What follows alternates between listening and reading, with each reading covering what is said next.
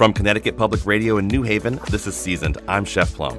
And I'm Robin Doyon-Aiken. It's all hands on deck this week at Connecticut Public Radio, with each of the local shows producing nautical-themed episodes. It's Naughty Week, N-A-U-T-I. And honestly, Connecticut seafood is one of the best things about living in New England. So we're glad to go hard on our love of fish this hour. I mean, we do all love fish here, right? I wouldn't say all. How bored are you with eating if you're ordering the fish? Just bring me something gross. I like to waste money. Who's the first person to walk into a harbor and go, hey, whatever reeks in here, let's eat that? What's the best compliment you can give fish? Is to say that it's not fishy. Isn't fish supposed to be fishy? Get the hamburger, it's not burgery.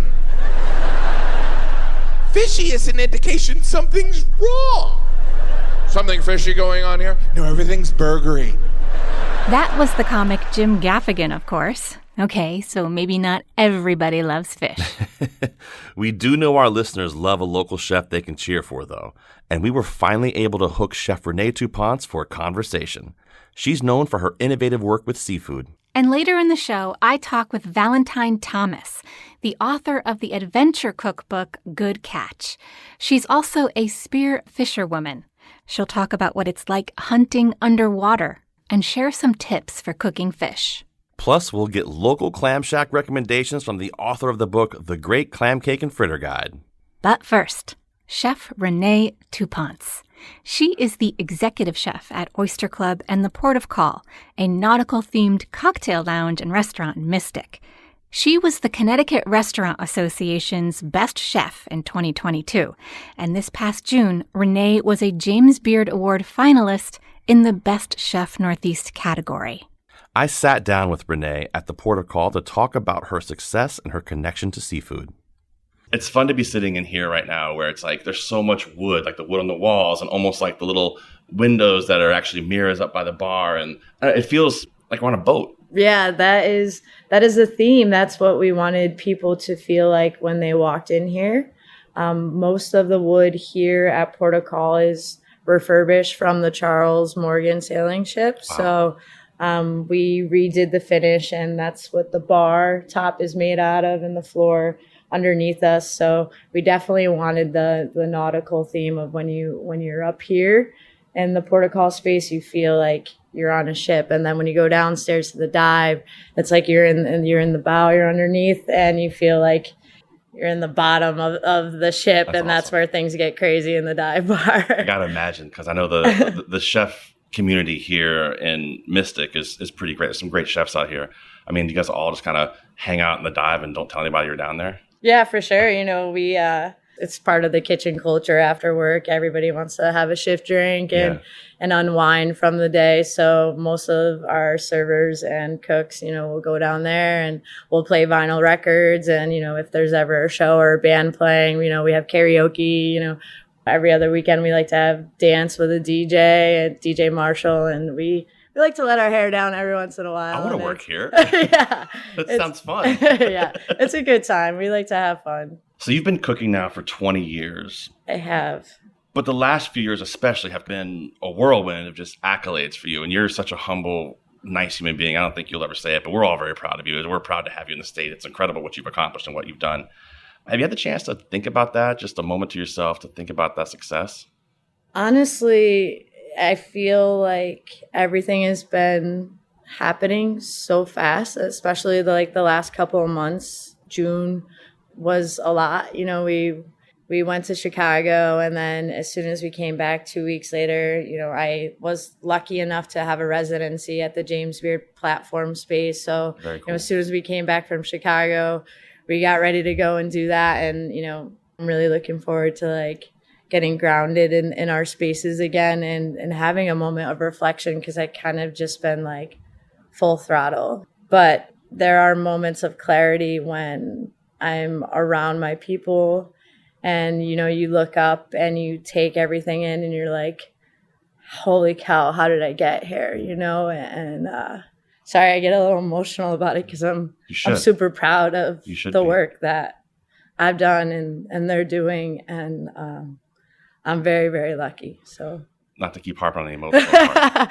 Talk about that moment when you found out about being a James Beard Award finalist. Talk about that. Like, how does that happen? What goes through your brain when you hear that? It was crazy. The first, so the semifinals, the first time I found out, my partner Jade and I, we decided to travel to Mexico. Mm-hmm. And on our way back, we wanted to stop in Florida, of all states, to see her grandmother. And as we were there, I had no expectation of any of this. Like, I had no idea that this, was going to happen. And, you can, as a chef, you only hope that you get that recognition, but it's literally like putting lightning in a bottle, like, as many talented chefs in the world, like, holy cow, me, Yeah. So in that moment, I was at her grandmother's house having coffee, and we were watching Telemundo, like the Spanish channel, with her grandma, and just like, enjoying that moment. And I got a text message, and it was the James Beard image of, Like the insignia? Yeah. That came up on my phone, and Jade was next to me, and I immediately was like, no way. I don't know if I can swear, but I was like, no way, this is happening. And I'm like, she got to my name, and she was like, she screamed that I was a James Beard nominee, and I just fell into her arms and started crying, and I was like so emotional, and I couldn't believe it. And I immediately called my sous chefs, and they were like the first people that I wanted to tell. And then, because I was in Florida, like, man, Right. I'm not in my home. I'm not in my kitchen. Right. Like, I can't just run into my spaces and be like, guys, we did it. Like, it's happening. So I was like calling them, freaking out, and everybody became super emotional. And then, I flew back home. And when I got off that plane and stepped foot into the restaurants, everybody, it was just like, That's awesome. in that moment, I got to just like look around, like I said, and take it all in. And I'm like, how is this happening? This is crazy, Well, congratulations to you, because that's an incredible story. And like I said, just hearing that, it makes me like well up and just get emotional, because that respect of your peers is just, there's nothing better than that. I'm so lucky. I'm so fortunate. I cannot say wholeheartedly how much love and respect and gratitude and thanks that I have for my teams. I've worked very hard to get here, but I've also worked very, very hard on the relationships and the teams that I have. And without them, I'm nothing. It is a very much like we do this together, and I'm so thankful. Before all this experiences and all these things that led to this moment in your career, you were a kid growing up in Torrington, and I understand you were influenced by having lots of Italian and Puerto Rican food in your house. What were family meals like? Awesome. We weren't the wealthiest of people. We were a big family. So I have 3 stepsisters and my brother. My grandmother lived with us, and then my mom and my stepdad, and then we have friends, So my mom was so awesome, where the door was always open to whoever came. She's an Italian mom who is wanting to feed everybody and anyone who walks through the door. And I think I get a lot of that aspect from her, is just like how I was raised, what she instilled in me, and it just comes naturally. That's how we share our love. So for food, it was like, okay, how can I make a lot of food for everybody in a way that doesn't cost a lot of money? Because, she worked in a factory, and so did my stepdad. So, we didn't grow up on a farm and all that jazz, and that's okay. So she made it work for a big family. So that means there was lots of spaghetti and meatballs and lasagna and things that you can make a lot of that was affordable. And then my stepfather, having been Puerto Rican, we would make a big pot of rice and beans, and, make slow roasted pork, and, make empanadas, and make things that were cheap, affordable, and delicious, and that you can make a lot of. Right. So it was a blast. And it's crazy how your youth comes full circle, because I think I like to make comfort food that comes from nostalgia, and it's not just one type of cuisine. For me, I just pull in influences from my youth, and also from my 20 years of cooking experience, from the cooks that I cook beside me. There's so many things that I try to learn and take in through my journey that now is what I cook and create, but with my own rendition and my own creation and mindset on it. So now, like, I'm trying to cook with love and from these memories of my youth. And here I am serving bacalaitos and empanadas and all these things that I made at home with my parents, but using local ingredients and making them from scratch. It's just really cool to have done that and now do it this way. So you've kind of become well known in the state for your work with seafood. Fish charcuterie, for example. I mean, there aren't a lot of chefs doing that sort of stuff. You use all parts of the fish and you're passionate about local sugar kelp. Tell me about this connection that you have with seafood. Over at Oyster Club, the focus there is seafood focused. So, that relationship comes with your fishermen, our lobstermen. We have our raw bar and, most of our seafood is sourced through Seawell. Her name, I've been working with Aileen.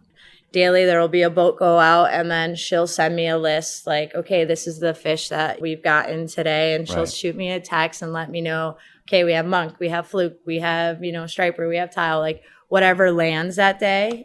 I trust what they do there. They do great work and, they wholeheartedly believe in sustainability and positive practices there. So from there, we get to curate our menus off of that.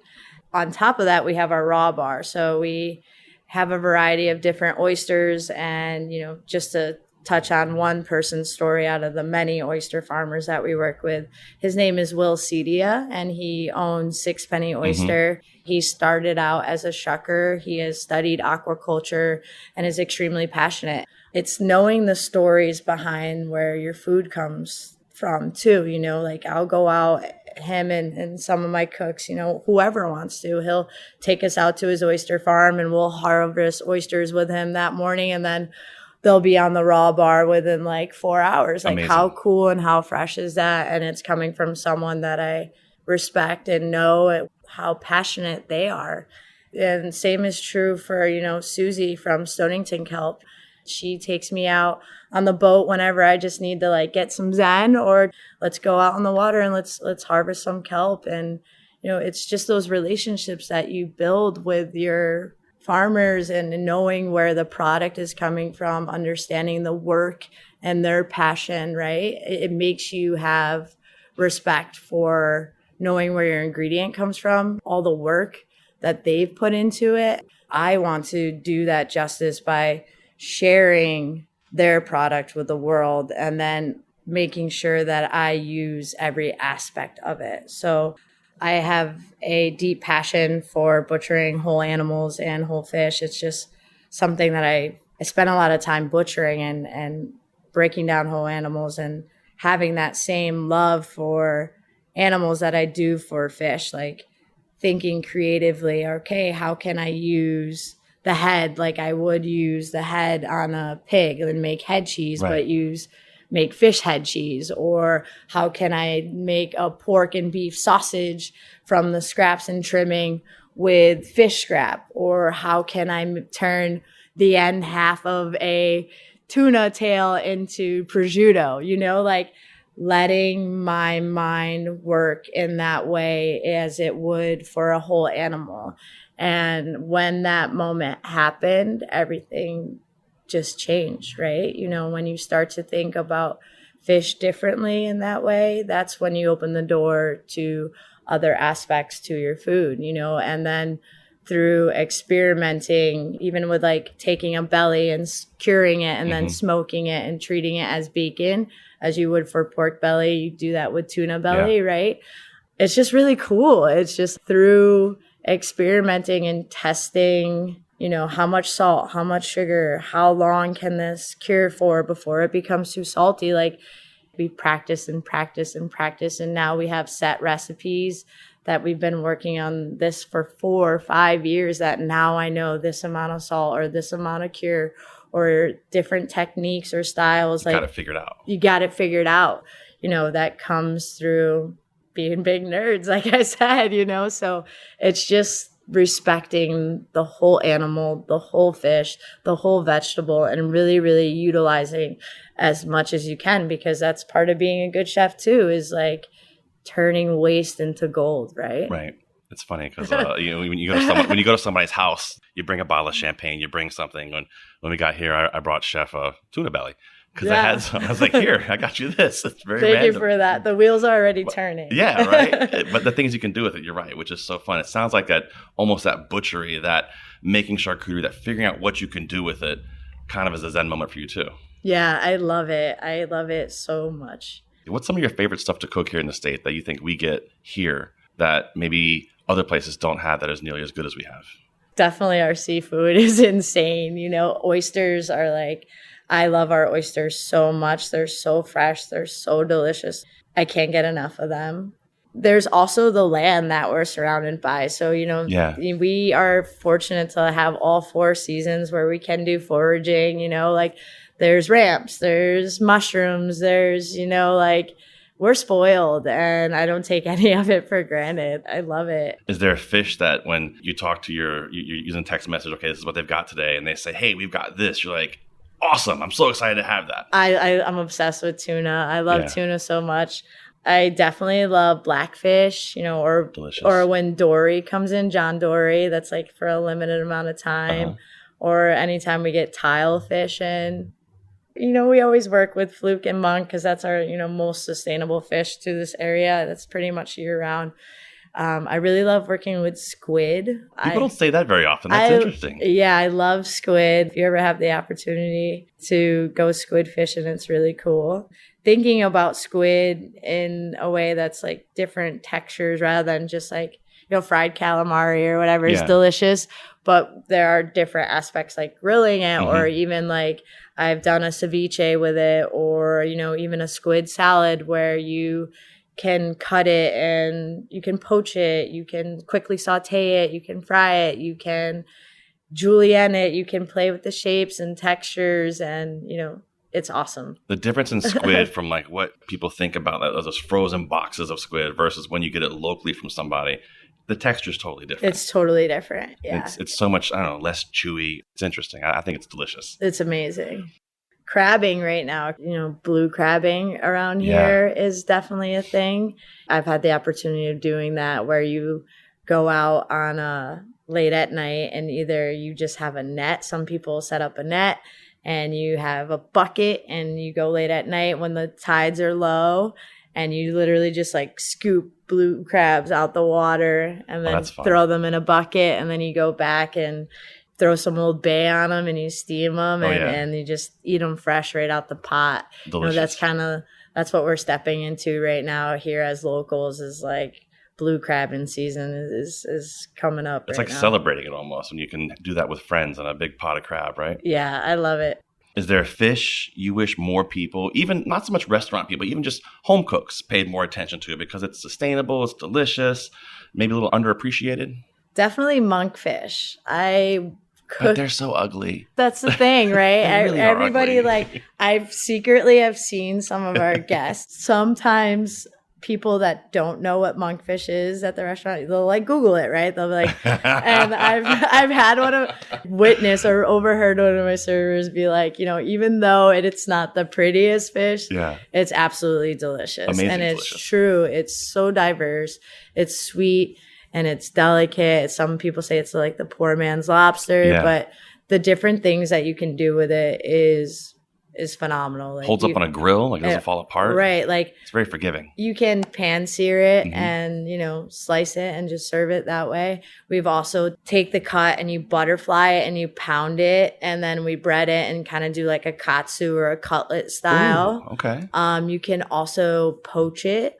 I've also taken it where we butterflied it out, right? And you do kind of a double butterfly, if that makes any sense. You butterfly and then you butterfly again, right? So if you were going to make a roulade, a porchetta kind of version, I've made pancetta with it. So you can cure and rub it with all your spices that way, then roll it and then truss the outside and hang it and let it cure and make a monkfish pancetta if you want to get really crazy with it. We've also done monkfish pastrami where you get it whole, right? When you get a monkfish whole, it's really cool and really creepy to the outside world, but you skin it like you do a rabbit. So you hold it from its tail and you grab Chef, I just it. want to point out, I love how you say that everybody who's listening has skinned a rabbit. Oh, that makes sense. Now I see what she's talking about. That is true. I'm trying to think what else I can make reference Well, to. you kind of hang it, hold it up there. You can grab it, just pull down. Right, and you just pull down, Right. and you just rip the skin, and it comes all the way from the top to the tail, right, head to tail. Probably sounds crazy, but I love doing that. It's something that's like so fun if you're into it. If you're not, I get it. I mean, there's a whole slew of questions I have for you now just about mental health, but I don't know if I should go there. Chefs we are a little wild. If you think about the cuts and the diversity different, like it could be as simple and delicious as pan searing a fish, which is absolutely amazing. And that's really, really great. And if you're feeling adventurous and curious, you can push it as far as you want. There are no limits. And it's just a very diverse fish that I love working with. Chef, your passion is infectious, just so you know that. And we are so lucky to have a chance to hang out with you today and talk about it. I know you've got work to do. I don't want to keep any longer. So we appreciate your time. Thanks so much for hanging out with us here. Thank you so much for having me. It's been a pleasure. See, it was easy. It was easy. It was great. Thanks, Chef. Thank you. That was Reneé Touponce, executive chef of Oyster Club and the Port of Call in Mystic. Her food is so beloved that at least one patron has one of her signature dishes tattooed on his arm. How cool is that? I'm Robin Doyon-Aiken. That's commitment. And I'm Chef Plum. Coming up after the break, the author of the book Good Catch shares tips for cooking seafood and talks about what motivates her to free dive 170 feet underwater with a spear to catch dinner. I was like, wow, I'm not this tiny, skinny little girl from Montreal who's scared of her own shadow anymore. I'm a hunter. I'm a hunter and gatherer. This is Seasoned. We'll be right back.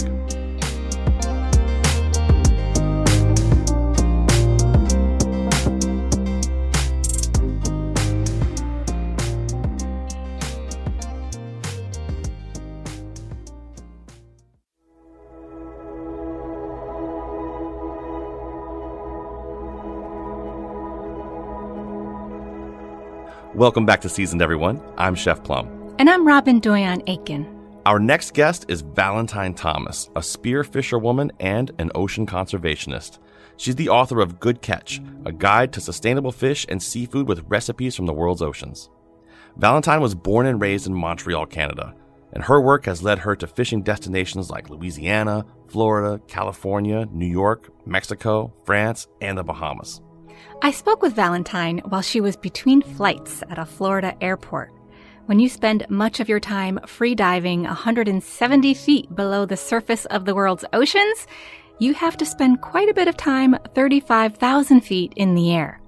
I started by asking Valentine how she discovered spearfishing and came to love it. It was very oddly when I lived in London. I made friends with a group of people who were very into it. I did not want to do it at all at first, and then I fell in love with the food sourcing process of it. What exactly does spearfishing entail?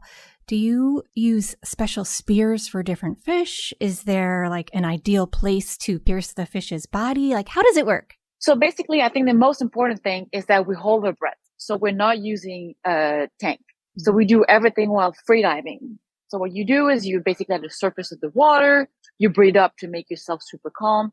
You take a dive, you hold your breath while doing so, and then you have different types of spears, yes, depending on what type of fish you are catching. Of course, if you're catching a tuna, you're going to have a much bigger gun and much more powerful gun than if you're hunting for snapper, by example. And I do call it underwater hunting because you are, again, holding your breath, waiting either in 200 feet of water, you're just floating in the middle of nowhere, or you're at the bottom of the ocean, you're kind of waiting to see a fish to approach. And of course, we want to try to aim for something that will end the fish life as soon as possible. And if you do a bad shot, which can happen, you grab the fish as soon as possible and you make sure that it doesn't feel anything. Since there are different spears for different fish and situations, what's your collection of spears like? How many do you have? I have about 17. Wow. I have a problem. Do you have like a favorite? Do you have a spear that's like, oh, this is my good luck spear and I'm going to catch something really great with it? Well, I like it, the smaller, the better. I really do like in the Bahamas, by example, you're not allowed to use an actual spear gun. You have to use something way more primitive. It kind of looks like a slingshot. So I do like to use the smallest and the most primitive gear that I can find. It's a bigger challenge, I guess. And I guess you're feeling a little bit more connected with your surrounding by doing so, in my opinion. Your book is so beautiful. It's part travelogue and part cookbook, and it truly evokes a sense of place, and that place is the ocean. So what do you wish more people understood about the world underwater? That there's several things. I think that there is a lot of information circulating about how the oceans are dying and all of that type of stuff. There are a lot of issues, most definitely. But I think that we need to really see the ocean as also a very resilient place. There are a lot of good things going, and I think we just really need to focus on that and focus on making things right more than anything. The ocean, it can be sort of, mysterious to people like me. And because of that mystery, all of us land dwellers, we may not appreciate it the way that you do. Can you just describe for me, what's it like down there? I guess the best way to illustrate that would be to talk to you about my first time. I was on the boat. It was just, it was kind of black at the top. It was raining. It seemed so daunting to me. And I could not imagine that what would be under that. And it felt so scary. And then the moment I actually jumped into the water and look under, it just opened such beauty and calmness that I've never experienced before. And even though from the outside, the ocean can seem big and scary and very like not a really good, comfortable place, it is one of the best places ever. And this is coming from somebody who almost drowned when I was 14, and I was petrified of the ocean for many, many, many years. What changed for you? What was the thing that brought you into the ocean to conquer that fear? Food.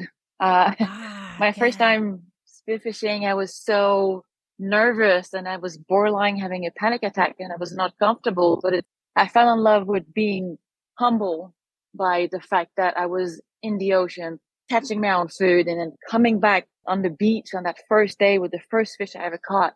This is when I realized that the ocean is so much more than we thought it was. And I was like, wow, I'm not this tiny, skinny little girl from Montreal who's scared of her own shadow anymore. I'm a hunter. I'm a hunter and gatherer. It's a connection that it's so hard to describe it because it changed my life completely. You went from being afraid to being someone who says, I'm a hunter. And there's a power in that. I love it. Early on in your book, you have a section called The Case for Eating Fish. And I find that people either love fish or they absolutely hate it. It's a blanket category. They don't eat any fish at all. Barring allergies or true aversions to seafood, why should we eat fish? There is so many good reasons. First of all, it's a very clean protein. And yes, there are a lot of issues with the ocean. Still, there is about 78% of the seafood consumed around the world that is from sustainable sources. Mm-hmm. So it's not as bad as we think it is. Also, there's this fascinating study that I read a couple of weeks ago that was saying that they made a study between a pregnant woman who ate seafood and who did not eat seafood. And they found that the one who ate seafood, there was an increase in IQ in their kids by 7.7 points, which Amazing. Is insanely high. Yeah. Seafood is the ultimate brain food. And even though when you think about mercury or if you're thinking about microplastic, the health benefits you get from seafood by far outweighs the extremely minimal, practically inexistent risk coming with all of that stuff. Yeah, and a lower environmental and carbon footprint. There's no fertilizers down there. There's other things in terms of comparing it to the way we grow food on land. No insecticides. And you say in the book, the oceans grow our food for us. Exactly. Yeah. So you did mention mercury, and I wanted to ask because as a person who eats a lot of seafood, people probably, it's the first thing they say to you is like, well, what about the mercury? And so how do you square the concerns about mercury? So mercury normally occurs in much bigger species. So that would be something like swordfish or marlin or some really big tunas. So the risk will come if you don't do things in moderation. By example, if you go to eat sushi every single day and you eat tuna every single day, you may occur a problem. If you vary by eating, let's say like once a week salmon and then a week after something different, you will never have an issue. Yeah. And I learned from reading your book that the FDA sets a maximum safe limit of 1.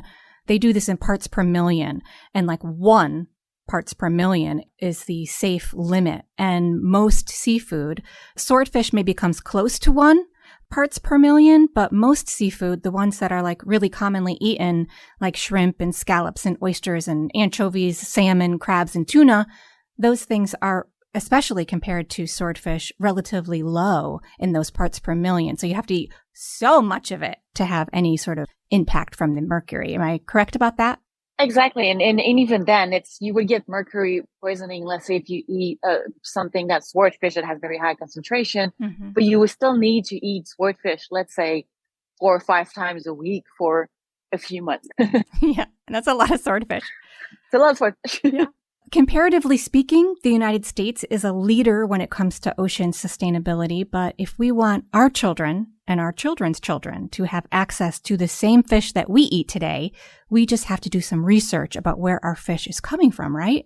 So for local folks shopping at a grocery store, what is the gold standard? What should we be looking for? I would say the number one would be, again, as the U.S. is a leader in sustainable seafood, I would suggest to find fish that is from the U.S. So that is either wild or farm. I think aquaculture got a very bad rep. Sometimes deserved, sometimes not deserved. Aquaculture will be part of our future. And there are some really good farms out there. But when it comes to either farm fish or wild fish, it is important to do your research and making sure that ask questions at a fish counter. Be like, I want something that's sustainable. Can you point me in a good direction? And the person will be able to help you. Yeah. And also you're creating demand, right? So you are showing as a customer that sustainability is something that's important for you. And then they do take that feedback in. And now they can say, oh, you know what? There's a lot of demand for sustainable seafood. So maybe we should increase the one we're selling. So again, as a consumer, you are very powerful on what you're buying. I think it's more important to focus on what we should buy instead of what we should not buy. Mm-hmm. You mentioned aquaculture being something that is a big part of our future. For people who aren't familiar, can you define that or describe that? What does that look like? One of the newest technology now is that you have this type of like a recycling water thing. So there's a lot of inland aquaculture when it comes to seafood. There's a lot of technology going in a really, really right direction when it comes to aquaculture. It does represent over 50% of the seafood that is consumed. That includes pet food and fish oil and all that stuff. So aquaculture is here to stay. And yeah, it's getting in the right direction. And you should not shy away from fish because it says that it's farm, because there are some really, really good farms out there. I realize this is a big question, but can you help us understand in layman's terms how climate change is wreaking havoc in the oceans? The ocean it's so vast, it's so underexplored that it's very, very hard to have a clear assessment of what's happening. There are some corals dying. It's because of a lot of different things. The ocean is one of the best places for us to feed ourselves. And one thing that I can say is not about climate change, but more about pollution. Once a plastic reaches the ocean, it will be practically impossible to be taken out. So the massive thing that you can do is really eliminate the use of new plastic. I imagine on your dives, it's something that you have to contend with all the time, is seeing, like, on the one hand, you're surrounded by so much beauty, and on the other hand, you are probably witnessing firsthand a lot of these plastics floating around, and it's got to be disheartening. I saw a fridge in the middle of nowhere next to a deserted island in the Bahamas. Oh, gosh, that's a heartbreaker. Oh. To shift to cooking for a moment, it's grilling season here in the Northeast where I am, and I have to cook fish on the grill because no one in my family will let me cook fish inside. They think it stinks, but what do they know? You have lots of tips for cooks who want to grill seafood, and I wondered if you could share some. So a very, very easy way to cook seafood is you can buy even just on Amazon a grilling mat. So that's something that's very easy. So if the fish falls apart, then you're going to make sure you're not going to lose any pieces to the grate. Another very easy way is I use a cast iron pan directly in the barbecue. Yes, I read that. And that's great for campers to know. Pack that cast iron skillet. It's so easy. And then also another way is to cook the fish whole with the skin on. And please, please, please do not be intimidated with cooking a fish whole. It's so easy. You buy it at the grocery store. It's already cleaned for you. All you have to do is stuff it inside with some fresh herbs, some lemon, and then just grill it in the barbecue until the fork, you can go all the way to the bone and the flesh is falling apart. It's very, very easy to make a fish whole taste amazing. Yeah. And if you want to make it even easier, wrap it in foil, put it in a barbecue. Thank you very much. Yeah, done and done. And people don't understand that cooking a whole fish, I think of it as almost like the equivalent of cooking a whole bird, where like you put it out and people are impressed by it. It looks beautiful. I'm more intimidating by cooking a whole chicken and making sure it's juicy than cooking a whole fish. Yeah. I think it's harder to cook a chicken. Excellent point. In your book, you cover the basic cooking methods that fish-loving cooks are familiar with, tips for frying and searing and poaching and roasting, and even confit if we want to be fancy. But the one that surprised me the most, Valentine, is it really okay to microwave fish? I've tried it. It would not be my first choice. Okay. But it actually didn't taste bad. I did it, I can't remember, it was a weekday and I was super in a rush. I was like, you know what? I'm going to try this. Put it in the microwave, put in a little bit of white wine or even coconut milk, put it in the microwave for a few minutes and it was cooked all the way through so quickly. No dishes, nothing. It was great. Okay, so good to know, like in a pinch, it's okay. And it wouldn't be your first method of cooking. And then like also just that we only just came back to work. So just that old rule applies. Don't cook fish in the microwave at work, right? Probably, yeah. Your coworkers may not like you for that. The recipe section in Good Catch is broken up by the places in the world where you've had some memorable spearfishing expeditions. So I wanted to ask you about your New York chapter and specifically about oysters.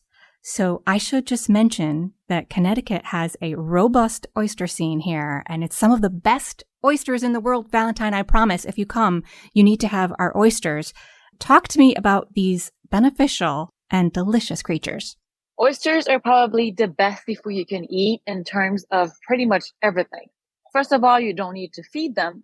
And not only you don't need to feed them, they are also working for us. So when they're in the ocean, they are filtering gallons and gallons and gallons a day. They're filtering the water, making it cleaner for us. It is the perfect seafood. And they taste amazing, obviously.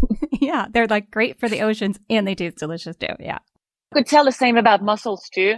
If you're looking for a quick, nice, sustainable seafood dinner, even on an easy Wednesday night, pick up a bag of mussels, put it in a pan, put with nice white wine, some juice, anything, cook it, and it's ready in 5 minutes.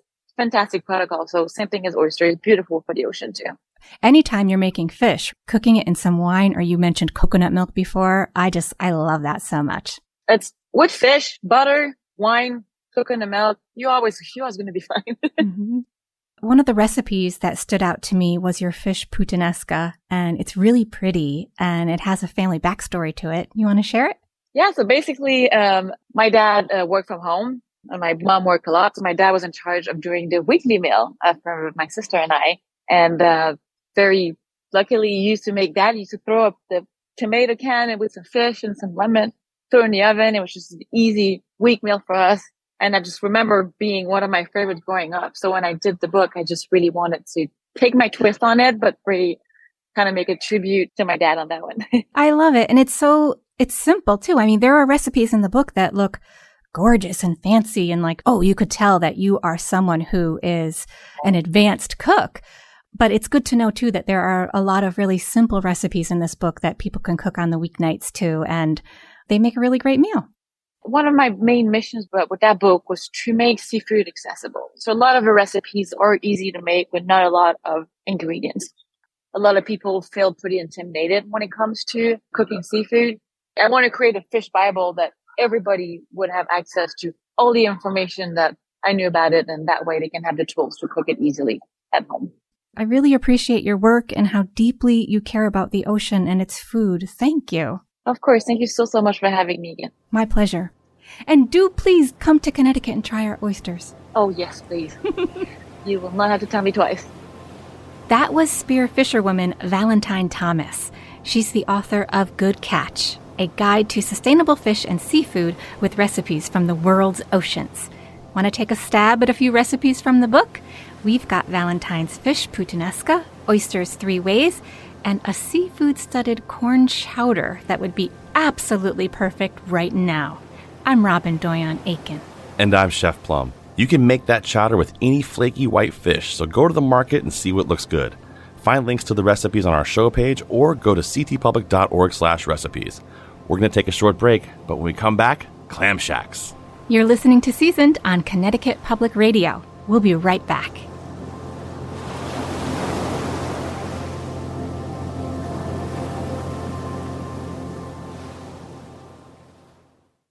There's a time for big stuff There's a time for raw bar, there's a time for fried lips, there's a time for chowder, there's a time for everything. Navajo Hoggins the spring. Welcome back to Seasoned. I'm Chef Plum. And I'm Robin Doyon Aiken.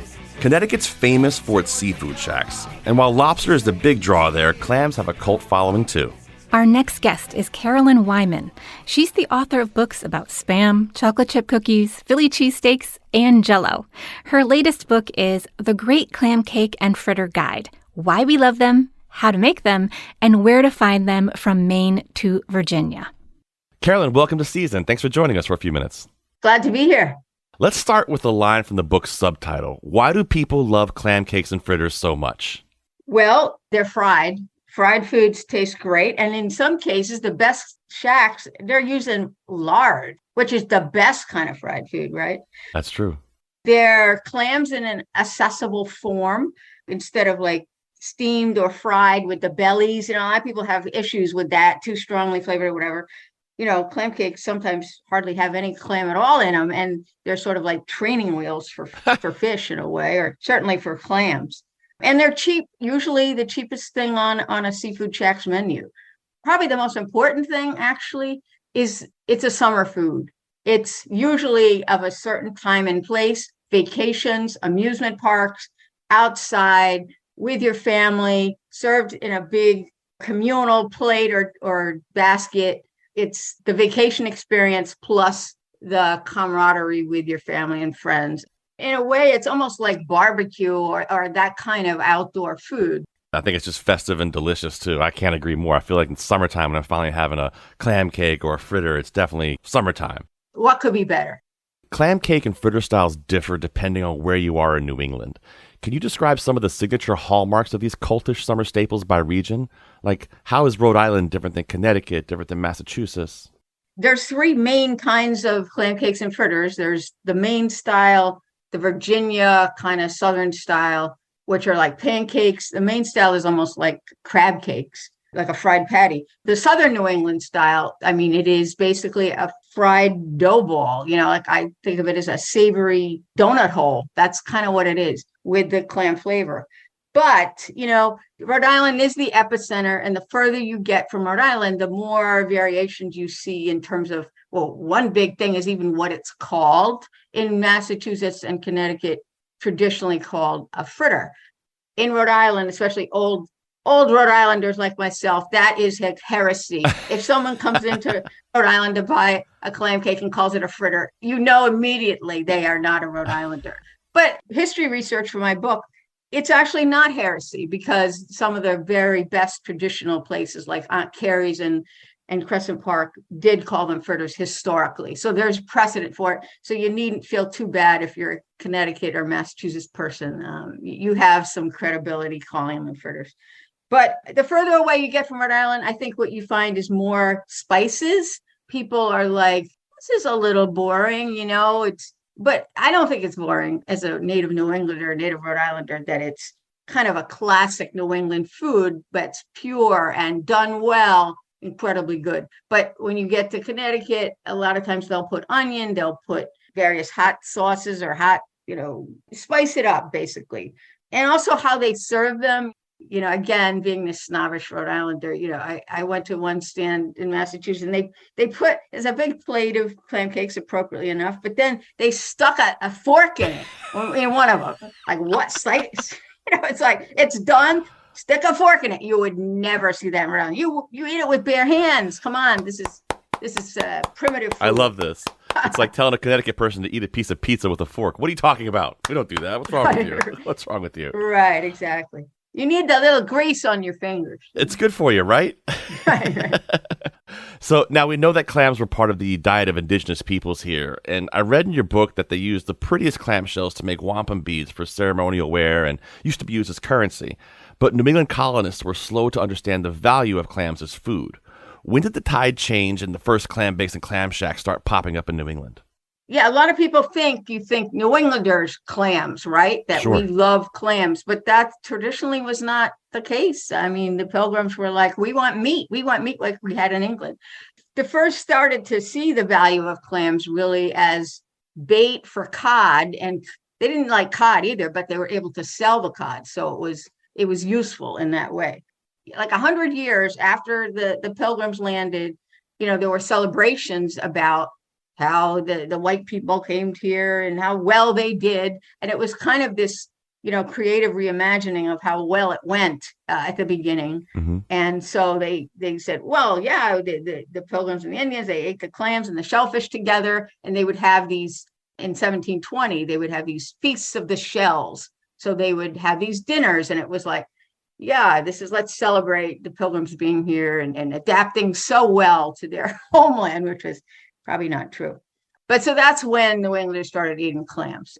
So you visited a number of clam shacks in Connecticut that serve clam cakes and fritters. What were some of the standouts to you? There's a place called Johnny Ad's, which is in Old Saybrook. A lot of people know them for their lobster rolls, but they also have excellent clam cakes. And man, I was there one night, and the teenage kids are peeling potatoes for the chowder. And that's the kind of thing, no Cisco trucks coming up there. That's great. With these best places, that's what's so impressive. These little operations, and they're making an incredible amount of food from scratch. What are some other shacks that stood out to you in Connecticut? A couple of ones that are kind of surprising. A couple of my favorite ones are actually not even on the coast. There's a place called Hank's. It's in Plainfield. Oh, yeah. And they're making an incredible amount of stuff from scratch, including the clam cakes. It's like their second best fried food seller after French fries. And these, it is not far from Rhode Island, but it's not on the coast, and so that's really surprising to me. Well, it's not surprising if you try them because they're really good. The fry is almost like a really good fried chicken, That stand, they have a mission statement. Wow. It's incredible. Like, this is a little like dairy bar, but they really care about their employees, and they do free concerts. They have kind of almost like a park on the side. So yeah. There's the Lobster Shack in East Haven, and this is like a sprawling, group of buildings on the water, and it's a full-scale restaurant. And it's kind of puzzling if you don't know the history. Well, and also the name. Why is it called a Lobster Shack? It's like multiple levels and everything. But it started out as basically a truck, a little truck in Branford, selling just lobster rolls. The owner, Nick Crismali, his fritters are interesting. He's one of those that likes a little bit of spice in it, and he serves it with a spicy, like chipotle type tartar and garlic Creole seasoning. But it's excellent. It's an excellent fry, and it's a really great place to go. Just a fun place on the water. Sounds great. I can also talk about Deary Brothers, which is another one not on the water, up in Putnam, in the middle, again, not anywhere you would think about to go to a clam shack. Mm-mm. They have a light and wonderful fry on their clam cakes. Worth going if you want a good clam cake in Connecticut. How about Sea Swirl and Mystic? Can you tell us about that one? Yeah, well, Sea Swirl, again, is another one that is famous for having good seafood because they do a lot of their own stuff. It's run by guy's actually a plumber. He does a great fry, and it's that old 50s Google style building. And he has a little place right on the little river you can sit.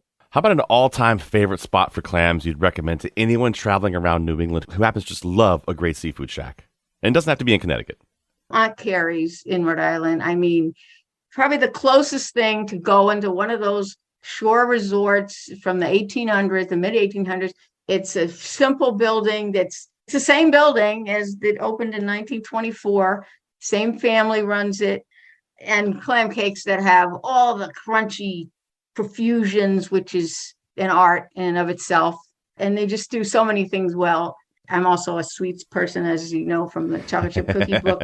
They got incredible desserts there, cream pies and real strawberry shortcake, and another, again, more than 100-year-old business, Woodman's in Essex, Massachusetts.